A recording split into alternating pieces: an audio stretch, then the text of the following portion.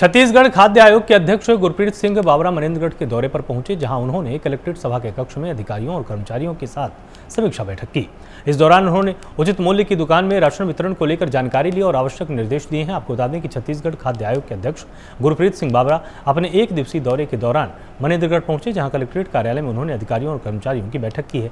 इस दौरान भरतपुर क्षेत्र के विधायक गुलाब कमर और मनेन्द्रगढ़ क्षेत्र के विधायक डॉक्टर विनय जायसवाल भी मौजूद रहे।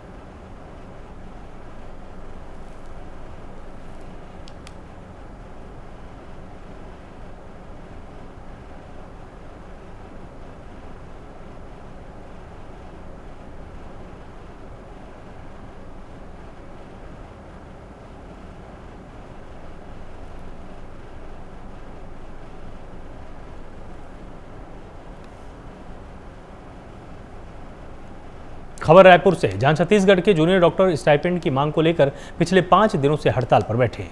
बता दें कि राजधानी रायपुर के भीमराव अंबेडकर अस्पताल के परिसर में जूनियर डॉक्टर पिछले 5 दिनों से लगातार प्रदर्शन कर रहे हैं। इसके कारण हड़ताल से इमरजेंसी सेवाएं प्रभावित हुई हैं। वहीं हड़ताल के 5वें दिन वो अनूठा प्रदर्शन कर रहे हैं, जहां वो आरती और धूप दीप के साथ सरकार को जगाने का प्रयास कर रहे हैं। बता दें कि बीते 6 वर्षों में वेतन बढ़ोतरी न होने की वजह से जूनियर डॉक्टरों ने यह कदम उठाया है।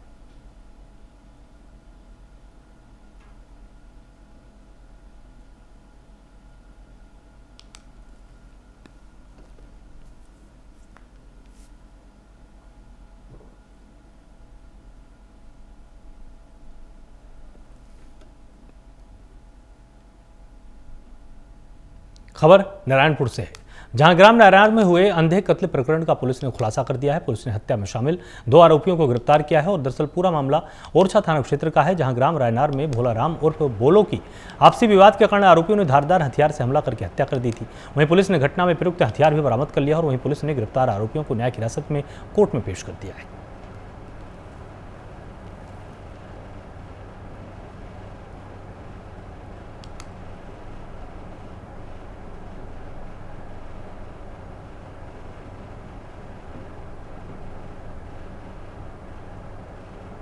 खबर रायपुर से, जहां बीजेपी प्रवक्ता केदार गुप्ता ने प्रेस कॉन्फ्रेंस की है और इसमें बीजेपी प्रवक्ता ने कहा कि प्रदेश में खराब सड़कों को लेकर राज्य सरकार पर निशाना साधा गया है। जहां उन्होंने कहा प्रदेश में जितनी सड़कें नहीं हैं उतने तो गड्ढे हैं। वहीं उन्होंने प्रदेश में सड़कों की स्थिति को लेकर कहा कि सड़कों में गड्ढों की वजह से काफ़ी हादसे हुए हैं। इसके साथ ही अब अधिकारी भी सीएम की बात को नहीं सुनते। प्रदेश में 6 माह में 3219 लोगों की मौत सड़क दुर्घटना में हुई है। वहीं हर महीने रायपुर में औसतन 48 लोगों की जान जा रही है।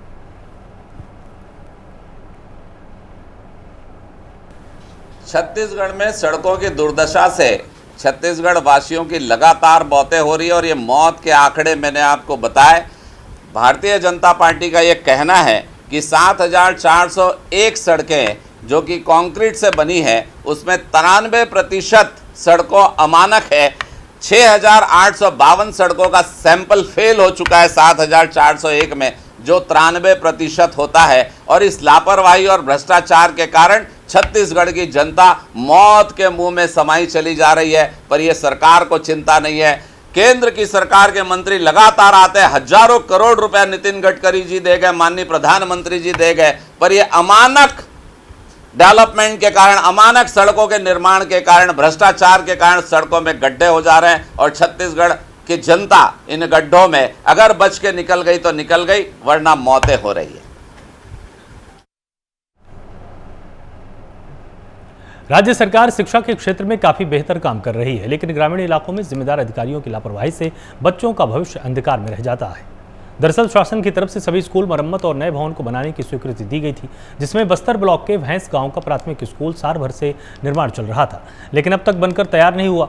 स्कूली बच्चे गांव की देवगुड़ी में पढ़ाई करने को मजबूर हैं और ग्राम वासियों का कहना है कि मुख्यमंत्री जब भेंट मुलाकात के समय हमारे गाँव पहुंचे थे तो उस वक्त उन्होंने स्कूल भवन बनाने की स्वीकृति दी थी, लेकिन तब लगातार हम विधायक, सरपंच और अधिकारी को शिकायत कर रहे हैं, प्राथमिक स्कूल का निर्माण नहीं किया गया। हमारे गांव में स्कूल, जो पहले की जो स्कूल थी वो जर्जर हो चुकी है और हमारे गांव में जो स्कूल अभी अभी बनना चालू हुआ, बन के अभी अधूरा जो पड़ा है, स्कूल नहीं बन पा रहा है। अभी बरसात ख़त्म होने वाली है। हमारे जो ठेकेदार हैं और हमारे जो मंत्री, जो विधायक हैं, वो आज तक हमारे ग्राम पंचायत के स्कूल को ध्यान नहीं दे रहे हैं।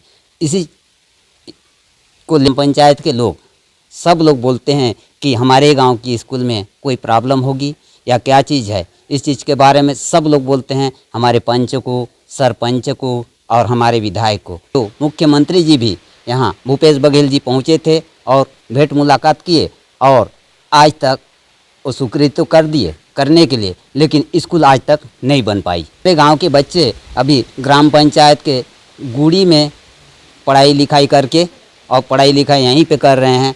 हमारे जो शिक्षक हैं उनको भी परेशानी है और हमारे बच्चों को भी परेशानी है और ग्राम के ग्रामवासी भी देख देख करके परेशान हो करके हमारे जो अधिकारी हैं उनको बारंबार बता रहे हैं। कब से पढ़ाई कर रहे हैं बच्चे? अभी 2 साल हो गया। 2 साल से हमारे गांव की स्कूल जो है जंजर तो हो गई।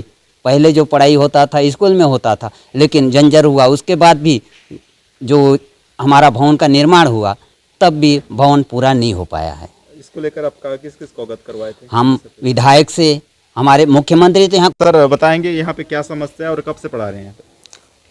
सर यहाँ पर चूँकि हमारे यहाँ पर एकल कक्षा है जो कि शिक्षा का नीति के तहत बना हुआ है और वो भी इसकी हालत बहुत जर्जर है।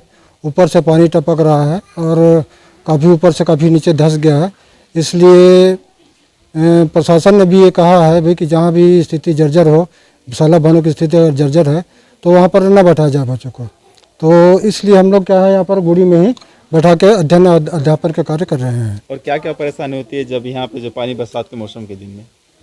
बरसात में सर जैसा कि जाहिर है कि बाहर में तो रहना या पढ़ाना बहुत ही मुश्किल काम है और हमारे यहाँ पर जो गुड़ी में है हम लोग जो रहते हैं वो केवल वर्षा से बचाव के लिए है।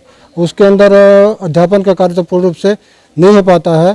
पिछले वर्ष हमारे यहाँ मुख्यमंत्री जी का आगमन हुआ था और उनके द्वारा एक सौगात दिया गया था शाला भवन के लिए और वो कार्यक्रम उसका जो निर्माण जो है वो पिछले सत्र में ही चालू हो गया था, लेकिन अप्रैल माह में जब से ढलाई का काम हुआ है उसके बाद से ये काम पूरी तरह से बंद हो गया है और हमारे यहाँ पर फिर से इस साल नया सत्र चालू हो गया है और हम आज भी आस लगा के बैठे हैं कि जितना जल्दी से जल्दी हमारे भवन बन जाता कि हमें और हमारे बच्चों को पढ़ाई में किसी भी प्रकार के व्यवधान न आने पाए। अच्छा, अभी कितने बच्चे यहाँ पे जो पढ़ाई कर रहे हैं? जी हमारे यहाँ पर टोटल बच्चे फिलहाल 23 हैं, जिसमें 17 बालक हैं और 6 बालिका हैं। क्या जिम्मेदार अधिकारी यहाँ पे आते हैं जांच? हमारे यहाँ प्रशासन के द्वारा अधिकारी निरंतर मॉनिटरिंग के लिए आते रहते हैं और उनके साथ भी हमारी चर्चा होती रहती है और शासन के द्वारा भी हमें आश्वासन दिया जाता है कि हम अपनी तरफ से पूरी कोशिश करेंगे कि जो आपकी जो भवन है जल्द से जल्द पूर्ण हो जाए। जी, ये हमारे बीच रहे शिक्षक और मैं बता दूं कि जो स्कूल भवन है यहाँ पे पिछले 2 साल से संचालित हो रही है और ये वजह है कि यहाँ पे स्कूल भवन नहीं होने के कारण से अभी जो देवगुड़ी है यहाँ वैकल्पिक तौर पे यहाँ पे बच्चों को पढ़ाया जा रहा है और भले ही शिक्षा विभाग लाखों करोड़ रुपए खर्च करे, लेकिन बावजूद यहाँ पे जमीनी है कि कुछ और देखने को मिल रहा है। मैं जसकीर्तन सेठिया, प्राइम न्यूज़ बस्तर। खबर अंबिकापुर से, जहां शराबी बेटे की पिटाई से घायल होकर उपचार के दौरान पिता की मौत हो गई। वहीं शव का पोस्टमार्टम कराने के पश्चात पुलिस मामले की जांच में जुटी हुई है। दरअसल कोरबा जिले के ग्राम पाली में रहने वाले मृतक शिव प्रसाद बीती 1 अगस्त की सुबह अपनी पत्नी बिसरोबाई के साथ खाना बना रहा था। इस दौरान उसका छोटा लड़का राम शराब के नशे में घर आया और अचानक ही अपने पिता शिव प्रसाद पर लाठी डंडे से उसने वार कर दिया। मंगलवार को दारू पिए पाए रही, आज मरेज करीस, अपने ससुराल चल दिया मार के। अब छोड़ाएं उसको डंडा से।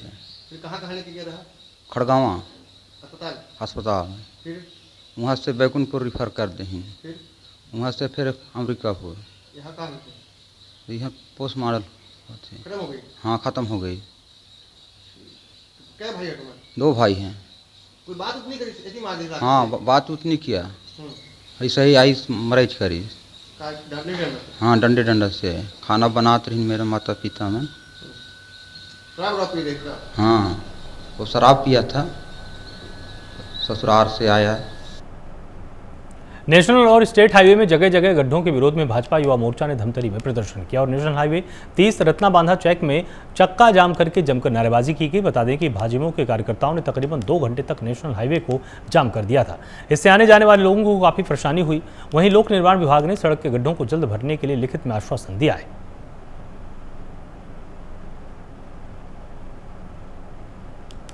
इनके द्वारा जो है वो मांग की गई थी कि समय समय पर जो गड्ढे वगैरह हो गए हैं सड़कों पर उसका भराव का कार्य किया जाए। तो उसमें पीडब्ल्यूडी विभाग ने अवगत कराया है कि निरंतर जो है वो सड़कों पर गड्ढे भरने का काम किया जा रहा है और यथाशीघ्र आगे भी जो है वो कार्रवाई कर दी जाएगी। निगम कमिश्नर से भी इस पर चर्चा की जाएगी। जहाँ पर धूल वगैरह ज़्यादा उठ रही है वहाँ पर पानी वगैरह का छिड़काव करके प्रयास किया जाएगा। इसके संबंध में जो है वो विचार करके फिर नियमानुसार जो है वो कार्रवाई किया जाएगा। चक्का जाम अब यहाँ के लिए नई बात नहीं हो गई है। ये 5वीं बार है जो हम बैठ रहे हैं। आप रोड की स्थिति जो देख रहे हैं, यहाँ पर रोड कम और गड्ढे ज्यादा दिख रहे हैं। कल की घटना आपने देखी कि एक दंपत्ति जो अपनी गाड़ी से जा रहा था वो दोनों गड्ढे में गिर गए। एक ऑटो जा रहा था जिसमें कुछ स्कूली बच्चे थे, वो बच्चे वहां पर उनकी गाड़ी पलटी खा गई। इसके पहले एक मजदूर वर्ग गया जो अपना सामान लेके जा रहा था, वो गाड़ी वहां पर गिर गई। तो आए दिन कोई न कोई ऐसी बड़ी घटना हो रही है जिससे लोग हताहत हो रहे हैं। पूरा व्यापारी वर्ग परेशान है। धूल इतने डस्ट इतने हो गए कि व्यापारी वर्ग हमारा परेशान है, आम जनता परेशान है। इस सरकार को क्या दिखाई नहीं देता? ये सरकार अंधी सरकार है, बहरी सरकार है, गूंगी सरकार है। लगातार हम मांग कर रहे हैं लेकिन अभी तक इनको न दिखाई दिया न सुनाई दिया। कहीं पर भी रोड के लिए कोई भी स्वीकृति प्रदान नहीं की गई। ये लगातार हमको